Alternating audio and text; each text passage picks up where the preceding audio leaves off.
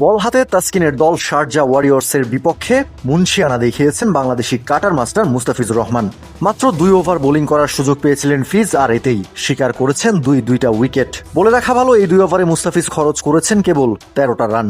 এরপর আর ফিজকে বোলিংই করতে হয়নি, কেননা ইনিংসের আরও 3 ওভার বাকি থাকতেই গুটিয়ে গেছে শারজা ওয়ারিয়র্সের ব্যাটিং লাইন আপ। মুস্তাফিজের দল দুবাই ক্যাপিটালস ম্যাচটা জিতে নিয়েছে 63 রানে। তাসকিন আহমেদের শারজা ওয়ারিয়র্সের সামনে 181 রানের বিশাল টার্গেট। তাসকিনদের ব্যাটিং ইনিংসের দ্বিতীয় ওভারে দুবাইয়ের ক্যাপ্টেন দাসুন সানাকা বোলিংয়ে আনেন কাটার মাস্টার মুস্তাফিজুর রহমানকে। ফিজ নিজের প্রথম বলটা করেন গুড লেন্থে মিডল এবং অফ স্টাম্প বরাবর, কিন্তু ব্যাটের ফেস অফ করে মিডনে দারুণ একটা শটে বাউন্ডারি আদায় করে নেন শারজার ওপেনার জনসন চার্লস। এবার ফিজ ফিরে আসেন নিজের চেনা রূপে। অফ স্টাম্পের বাইরে করেন একটা স্লোয়ার অফ কাটার, আর এতেই বোকা বনে যান চার্লস। ক্রস ব্যাটে খেলতে গিয়ে ব্যাকওয়ার্ড পয়েন্টে ক্যাচ উঠে যায়। দৌড়ে এসে দারুণ একটা ক্যাচ তালুবন্দি করেন মুস্তাফিজের সতীর্থ ওয়াকার সালাম খেল। প্রথম ওভারে মাত্র 8 রান খরচা করেন ফিজ। ডেথ ওভারে মুস্তাফিজকে দিয়ে 3টা ওভার করাতে চেয়েছিলেন দুবাই ক্যাপিটালসের ক্যাপ্টেন দাসুন সানাকা। প্ল্যান মতোই মুস্তাফিজকে নিজের দ্বিতীয় ওভার করতে বোলিংয়ে আনা হয় ইনিংসের 16তম ওভারে।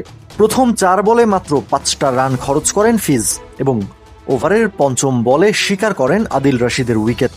ফুল লেন্থে করেন একটা স্পিড আপ ডেলিভারি। ডানহাতি রশিদের শরীর থেকে দূরে সরে যাচ্ছিল বলটা এবং শট খেলতে গিয়ে মিস করেন রশিদ। একটা আবেদন ওঠে ক্যাচ আউটের, কিন্তু আম্পায়ার সাড়া দেননি। সাথে সাথে রিভিউ নিয়ে নেন মুস্তাফিজের ক্যাপ্টেন দাসুন সানাকা এবং বল ব্যাটের পাশ দিয়ে যাওয়ার সময় একটা স্পাইক লক্ষ্য করা যায়, আর এতেই আম্পায়ারকে নিজের সিদ্ধান্ত থেকে সরে আসতে হয়েছে। ওভারের শেষ বলটা মুস্তাফিজ করেন ডট, আর এতেই নিজের দ্বিতীয় ওভারে মাত্র 13 রান খরচা করে আরও একটা উইকেট তুলে নেন কাটার মাস্টার। জীবনের সাথে চলে হাই ফাই স্বাস্থ্যকর অল টাইম হানিকম, সব সময় all time healthy life. Dubai ক্যাপিটালসের বিপক্ষে ম্যাচ খেলতে নেমে বল হাতে ছড়ি ঘুরিয়েছেন বাংলাদেশি পেসার তাসকিন আহমেদ।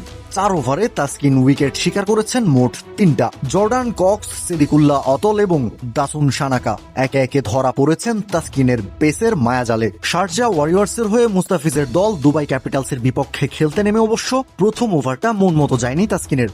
ইনিংসের দ্বিতীয় ওভারে নিজের প্রথম ওভারটা করতে আসেন তাসকিন আহমেদ এবং তার করা প্রথম 2 বলেই দারুণ 2টা 4-এর মার এসেছে জর্ডান কক্সের ব্যাট থেকে।